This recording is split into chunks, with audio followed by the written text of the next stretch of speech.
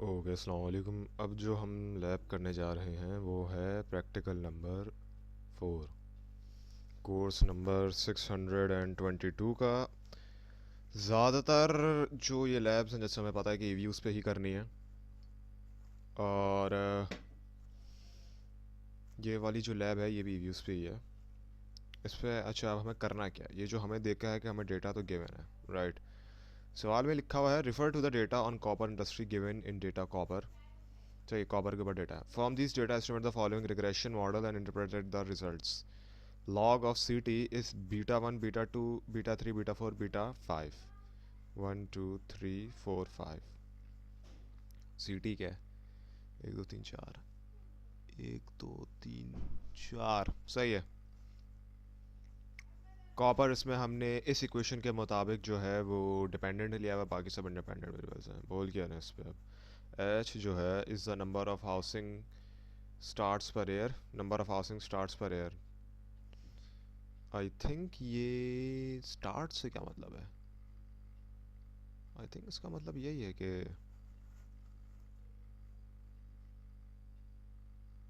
I think साल की शुरुआत में के साल कितने हाउसेज हैं, और ये थाउजेंड में यूनिट्स हैं सारे एच जो हैं, यानी 1491 है तो 1491,000, you no.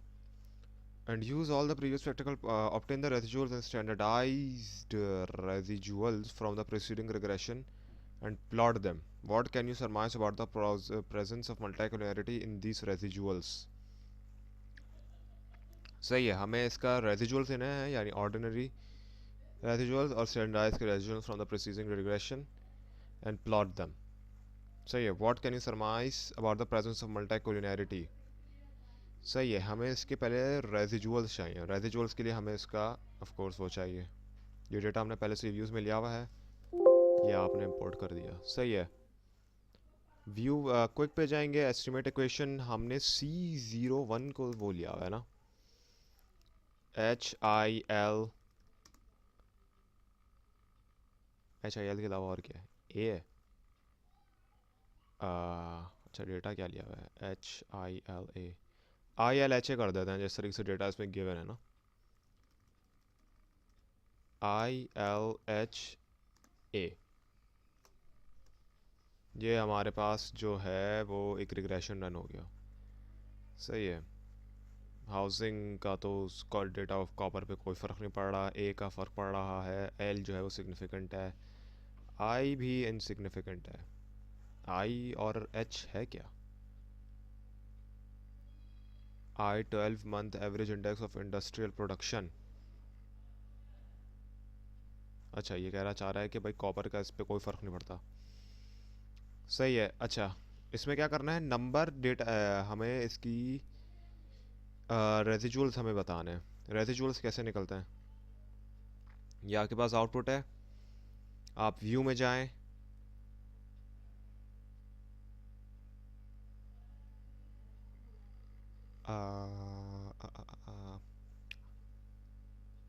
Make residual series में जाएं।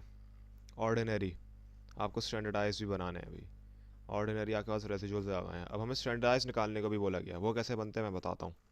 स्टैंडर्डाइज से मतलब क्या होता है? इन रेजिजुअल्स को ना बेसिकली इनके म्यू से माइनस करवा दें, इनके मीन से, और डिवाइडेड बाय इनका सिग्मा करवा दें। X bar minus x minus mu divided by sigma. Right, ये स्टैंडर्डाइज कर देता ना वेरिएबल को। मैं इस पे कैसे करेंगे बताता हूँ। अच्छा, इसको अब हम देखते हैं, क्योंकि ये वाला भी जो था हमने बनाया नहीं था, बस the logic is the same, right. The logic is the same. Standardized जो मीन्स होता है वो, इसका फॉर्मूला होता है, समझो अगर हम इसे एक्स ले लें, राइट, तो समेशन एक्स एक एक की हम लोग रेजिजुअल्स लेंगे। ये एक्स है, एक्स माइनस म्यू इन सबका, यानी और डिवाइडेड बाय इनका स्टैंडर्ड डिविएशन, राइट। उस तरीके से ये सारे के सारे स्टैंडर्डाइज हो जाएंगे। हम क्विक पे जाकर जनरेट सीरीज में जाएं, हम लिख दें भाई रेजिजुअल का नाम क्या है, इसका रेजिड 01 के नाम से ना, ये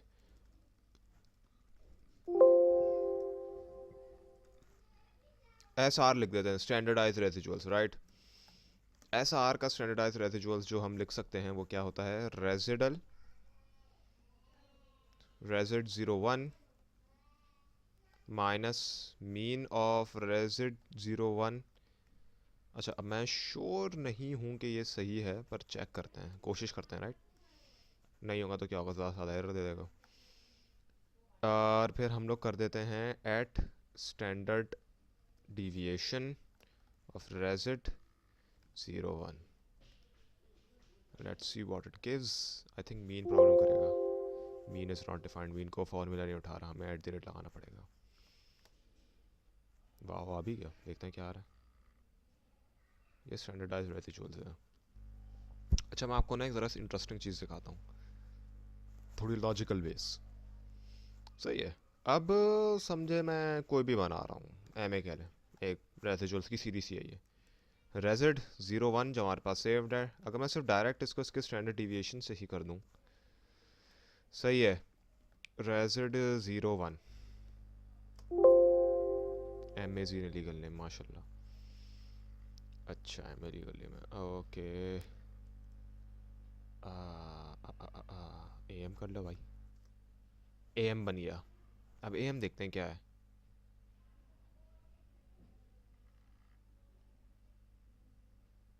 हाँ,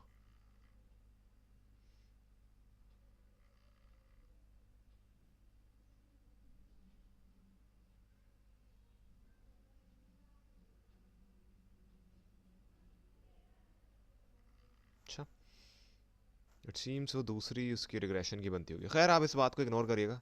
जो हमारे पास एस आर जो है वो हमारे पास बन गया स्टैंडर्डाइज रेसिजुअल्स की मीन, यानी एक्स आई माइनस जो भी प्योर का मीन था,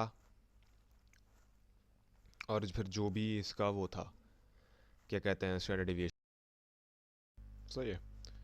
ये हमारे पास जो है वो है standardize mean, S R, right. बाकी जो था ए एम था ना, ठीक। और एक और अभी बनाया था मैंने चेक करने के लिए, आर। यस, सही है। ये दोनों जो थे हमारे पास डेटा हैं, ये है सिंपल ऑर्डिनरी लीस्ट स्क्वायर, ये है स्टैंडर्डाइज लीस्ट स्क्वायर, मतलब स्टैंडर्डाइज रेसिजुअल्स लीस्ट स्क्वायर कह रहा हूँ। अब हमारे पास आ गया, अब हमें क्या करना है इनका, obtain the residual and standardized residuals from the preceding relation and plot them. What can you surmise about the presence in the residuals? इनको प्लॉट करना है। ग्राफ पे गए, ग्राफ से प्लॉट करना बहुत बड़ी मसला है भाई। स्टैंडर्ड,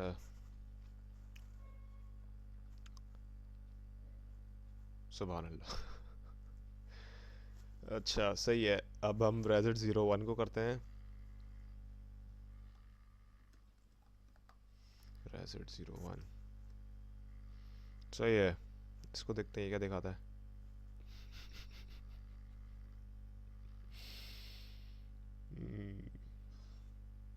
क्या डेटा है। अच्छा, ये है हमारे पास रेसिजुअल।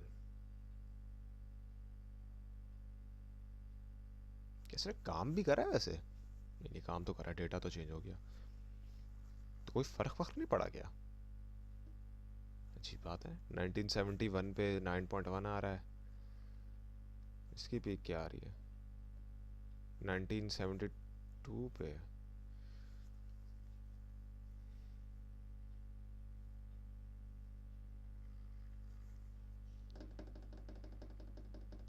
आई थिंक डेटा की वैल्यू ऐसी है, आई मीन स्टैंडर्डाइज करने के बाद, स्टैंडर्डाइज करने के बाद, अच्छा, हाँ, कहाँ पे था मैं। हम्म, अच्छा, स्टैंडर्डाइज रेसिजुअल्स और रेसिजुअल 01 थोड़ी अजीबो गरीब इंटरेस्टिंग बात ये है, क्योंकि मुझे थोड़ी अजीबो गरीब इसलिए लग रही थी क्योंकि मुझे लगा कि यार जैसे हम लोग डी लॉग लेते हैं ना, डिफरेंस ऑटो कोरिलेशन ख़त्म करने के लिए, तो ये वैसे कोई सिचुएशन होगी, पर वो वैसा नहीं होगा। और वो काफ़ी सिंपल बात है, लॉजिकली ज़रा सोचते हैं हम मैथमेटिकल इक्वेशन में कर क्या रहे हैं। हम कुछ नहीं कर रहे, हमने ये लिया, इसको इसके मीन से एक एक वैल्यू को इसके मीन से हमने माइनस करवा दिया, और फिर टोटल डेटा का ना स्टैंडर्ड डिविएशन जो है ना उसको डिवाइड कर दिया। अब ये करता क्या है, अब क्यों वैल्यूज चेंज नहीं आएंगी, समझने की कोशिश करिएगा। मैं आपको एक चीज़ समझा रहा हूँ, आपको ये फिर आगे भी काम आएगी। ये सिंपल तरीके से पहले मैं आपको समझाता हूँ कि ये स्टैंडर्डाइज करने से होता क्या है, करते क्यों हैं। आपको मैं प्रैक्टिकल बेसिस पे इसके तो और भी फ़ायदे होते हैं, मैं आपको एक फ़ायदा ये बताऊंगा। स्टैंडर्डाइज करने से जो भी आपके पास, आपको पता है आपका एक डेटा होता है, वो आपको एक यूनिट ऑफ मेजरमेंट में होता है हमेशा, सही है।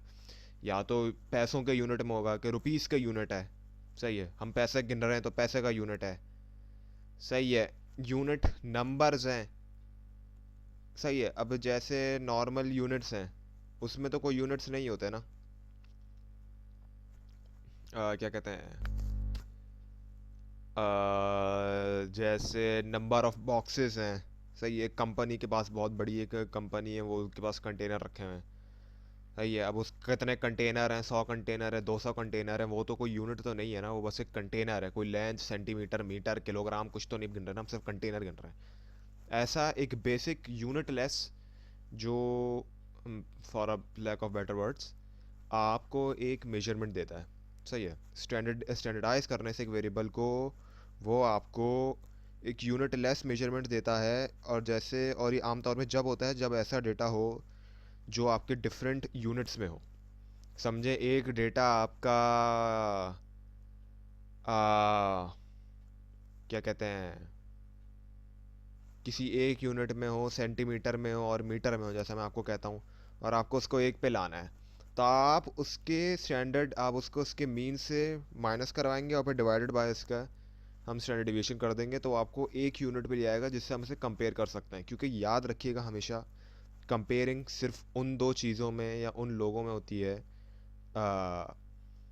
चीज़ों तक होती है, आप अभी तो पढ़ रहे हैं आप, कि जो एक ही प्लेन पर हो, सही है। मतलब समझो एक ही सरफेस पर जो हों, जो कंपेयर हो सकते हैं वो ही कंपेयर किए जाते हैं, वही दो यूनिट्स को हम एक साथ यूनिट में लेते हैं जिनको हम कंपेयर कर सकते हैं।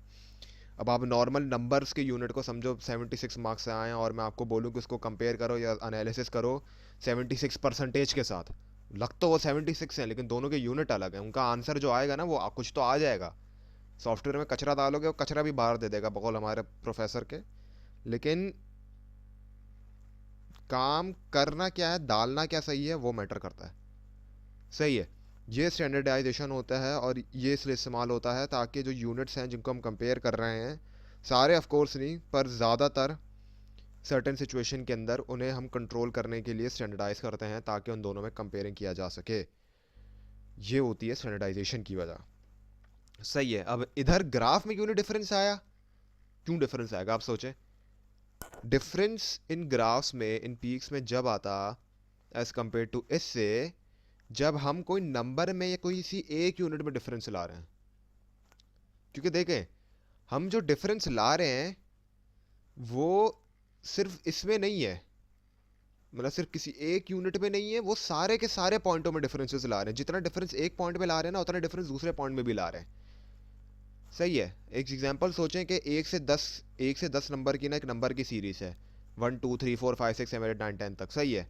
अब मीन और स्टैंडर्ड डिवीजन में हमने क्या करा है, कुछ ऐसे ही करा है, लेकिन मैं आपको और थोड़ा सिंपल टर्म से समझाता हूँ। सिर्फ एडिशन में मीन और इक्वेशन क्या करी हमने, एक मीन मीन से माइनस कराया, डिवाइड बाय स्टैंडर्ड डिवीजन करा कर, तो देखा जाए तो हमने एक्स की बस एक इक्वेशन बनाई है जिसको हमने, इक्वेशन क्या थी, एक्स जो हमारे पास ओरिजिनल वेरिएबल है उसको उसके मीन से माइनस कराया, डिवाइड बाय स्टैंडर्ड डिवीजन, ये इक्वेशन है।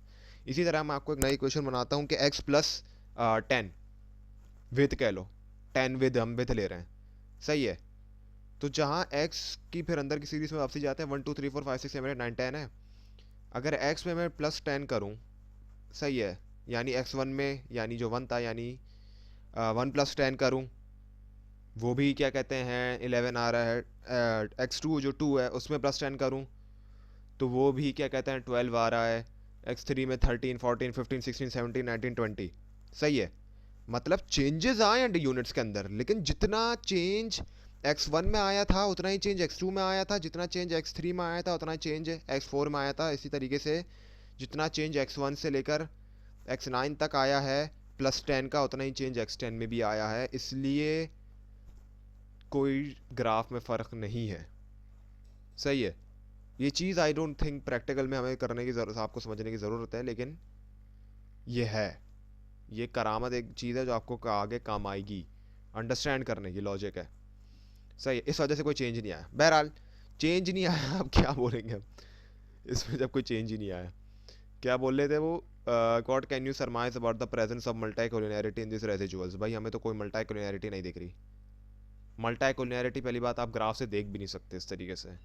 मल्टीकोलिनैरिटी कह रहा है ना ये वैसे, हाँ मल्टीकोलिनैरिटी क्या बताऊँ मैं इसमें आपको, रेसिडुअल्स के ग्राफ से क्या मल्टीकोलिनैरिटी आपको पता चल सकती है भला।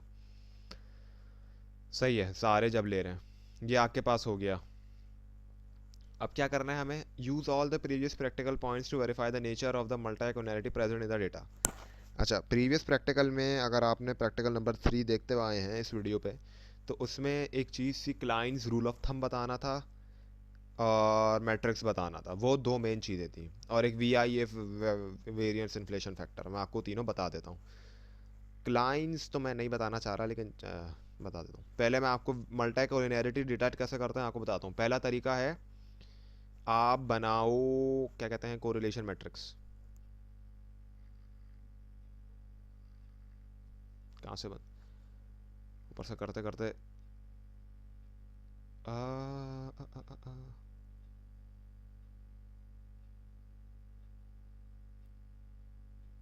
आई थिंक उसको क्लिक करा हुआ है किसी को, इसलिए नहीं कर रहा हो। सीरीज स्टैटिस्टिक्स में जाएं, सॉरी ग्रुप स्टैटिस्टिक्स में जाएं, कोरिलेशन में जाएं। आपने लिख दिया हमें चाहिए IL, सही है, IL और क्या था, A, एक और था ना, ILAH, इन सब का रेसिड्यूल्स आ गया, रेसिड्यूल्स कह रहा हूँ, कोरिलेशन आ गया। अब आप चेक कर सकते हैं कि L का I के साथ अच्छा खासा कोरिलेशन है, A का I के साथ पॉजिटिव कोरिलेशन है, H का I के साथ बड़ा वीक कोरिलेशन है, पॉजिटिव A का भी H के साथ। अब आई मीन आपको correlation matrix I hope so कि आपको पता ही कैसे चेक करते हैं, ये हम तरीका बता सकते हैं इससे कि भाई कौन सा किससे ज़्यादा कोरिलेटेड है, कम कोरिलेटेड है। मल्टीकोलिनैरिटी हमें थोड़ी बहुत दिख रही है, लेकिन मल्टीकोलिनैरिटी चेक करने का असल जो तरीका है वो ये नहीं होता। जो असल तरीका है ना, मैं आपको बताता हूँ जो एक्चुअल तरीका ये, क्योंकि हम लोग अपनी एक बेसिक सा एक समझे एक फर्दर एक टेस्ट कर रहे हैं ताकि हमें पता चले कि कोरिलेशन है या नहीं है। सही है, सही है। जैसे टेस्ट की भी आई वुड से कि एक लेवल होता है, जैसे कहते हैं ना कि अभी हम ज़रा छोटी बंदूक इस्तेमाल कर रहे हैं मल्टीकोलिनैरिटी चेक करने के लिए, अब जो असल बंदूक है वो निकालते हैं। एस्टिमेट इक्वेशन से तो नहीं होगा ऑफ कोर्स, आप जाएंगे रिग्रेशन का बना था, रिग्रेशन पे जाएंगे, व्यू पे जाएंगे, और अब आप जाएंगे एक सेकंड कोफिशिएंट डायग्नोस्टिक्स में, if I come variance inflation factors, VIF, ये कहलाते हैं variance inflation factor. Variance inflation factor uncentered VIF हम आमतौर पे चेक करते हैं। अच्छा, अब इसमें अब आप चेक करें, एक सेकंड मुझे कुछ मसला लग रहा है, ये क्या हो रहा है, वेरिएंस इन्फ्लेशन फैक्टर, सही है।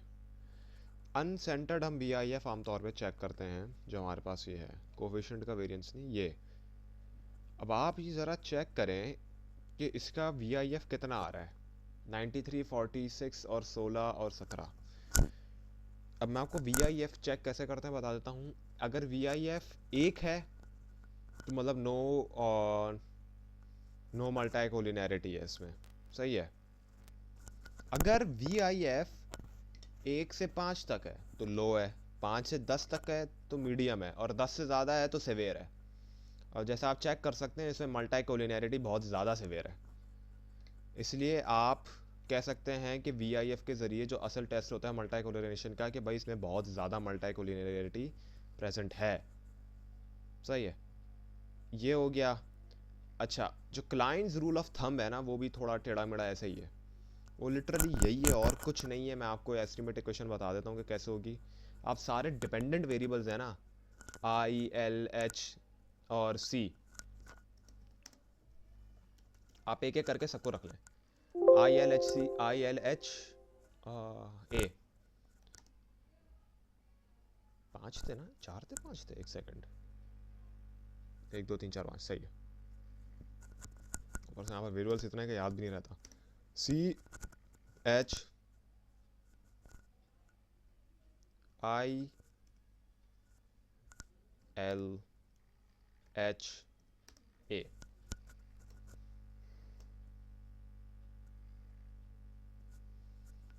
अब आप चेक करिएगा मैं असल में कर क्या रहा हूँ। पहली वाली क्वेश्चन, हाँ भाई क्वेश्चन वन है।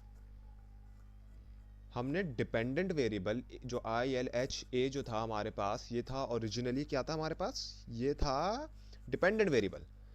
अब variance clients rule of thumb कहता है कि आप सारे डिपेंडेंट वेरिएबल्स को एक एक करके बाकी इंडिपेंडेंट वेरिएबल्स के साथ जो हैं रिग्रेस करें, और उनका आर स्क्वायर जो है ना वो नोट करते रहेगा। एडजस्टेड आर स्क्वायर 0.89 आप एक जगह पे नोट कर लें। इसी तरीके से आप बनाएं, आई एल एच हो गया, अब एल आ गया, आई एल एच ए, राइट, उसे इक्वेशन 2 कर दें आप, सही है। इसका आर स्क्वायर आप नोट कर लेंगे फ़ौरन से। आई एल, एल भी हो गया, अब आ जाते हैं एच पे, सी आई एल ए, सही है। ये सारे के सारे आप नोट करते रहेंगे। इसका एडजस्टेड आर स्क्वायर उठा लें आप, माशाल्लाह कितना अच्छा एडजस्टेड आर स्क्वायर आ रहा है, सही है।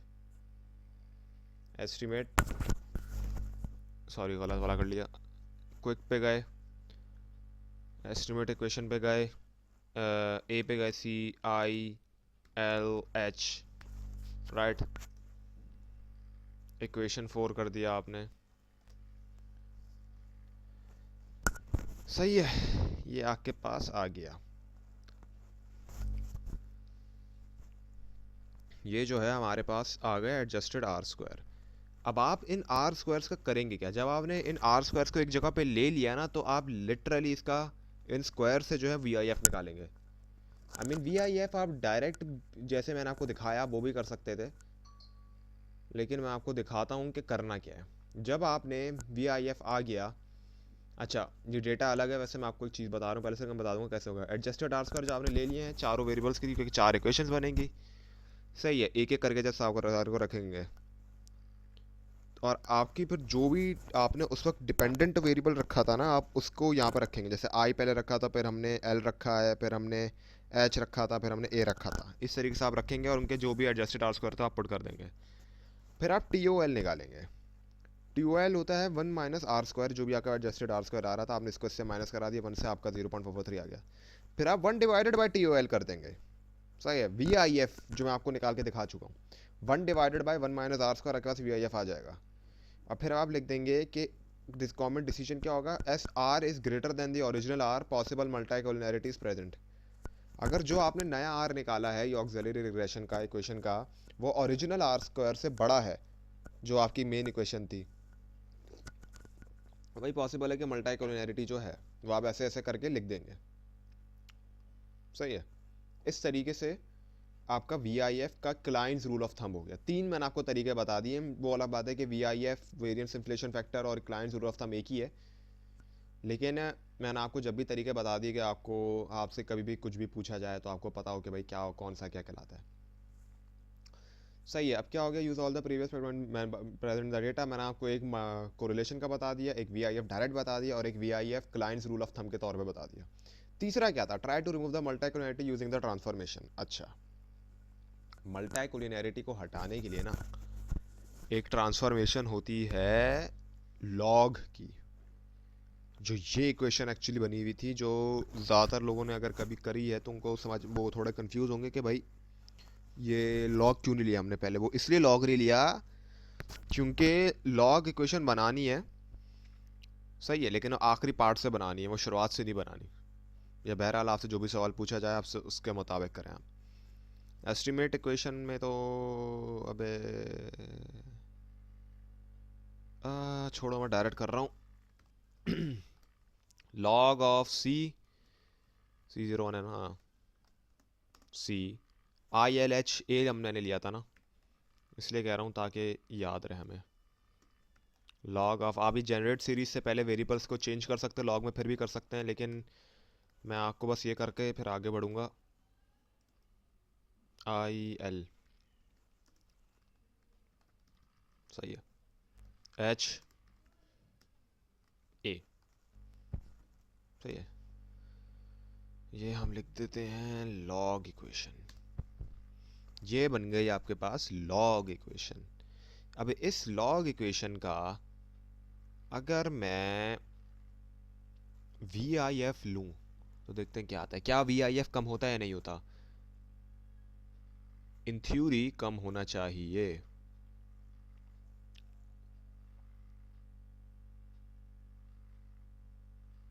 देख रहे हैं आप? इसका कितना लॉग हमारे पास कम हो गया? 7.56, 6.5, 1.204, 2.496। अच्छा, आप ये भी चीज़ चेक कर रहे होंगे कि पहले जो हमने वेरिएंस एलिवेशन वेक्टर निकाला था ना, उसमें से वन सेंटर्ड था, सेंटर्ड नहीं था। वो क्यों नहीं था? क्योंकि वो लॉग बाय लॉग डिपेंड करता है, वैल्यू बाय वैल्यू डिपेंड करता है कि अनसेंटर्ड लेना है या सेंटर्ड लेना है। सही है, उसमें हमारे पास अनसेंटर्ड गिवन था इसलिए हम वो चेक करेंगे। इसमें हमें सेंटर्ड गिवन है तो हम ये चेक करेंगे और हम बता सकते हैं कि डेटा कितना कम, मल्टीकोलिनियरिटी कितनी कम हो गई है। मतलब सिवियर सिवियर तरीन मल्टीकोलिनियरिटी से कम होकर हमारे पास वन, वन के करीब करीब वन है बिल्कुल, तो ज़ीरो, ज़ीरो मल्टीकोलिनियरिटी है। इसमें 1.2 आ रही है, यानी ज़ीरो के करीब है एच की। 2.497 क्या कहता है, 1 से लेकर 5 तक है तो बहुत लो है, 5 से लेकर 10 तक है तो माइल्ड है। एक नॉन नॉन एग्जिस्टेंट है, एक लो है और दो मीडियम है। सही है, यानी 1 से लेकर 5 तक लो थी, 5 से लेकर 10 तक मीडियम थी और 10 से लेकर ऊपर जो है वो सिवियर है। सही है, तुम्हारे पास कोई सिवियर नहीं आ रही, सारी मीडियम ही आ रही हैं ज़्यादा से ज़्यादा। तो हम देख सकते हैं कि मल्टीकोलिनियरिटी जो है वो इस तरीके से लॉग लॉग ट्रांसफॉर्मेशन या लॉग लीनियर लगा के देख लें, आपको जो भी बोला जाए, लेकिन आमतौर पे इस तरीके से होता है। सही है, इस तरीके से वाली लैब भी हमारी फिर फिनिश होती है।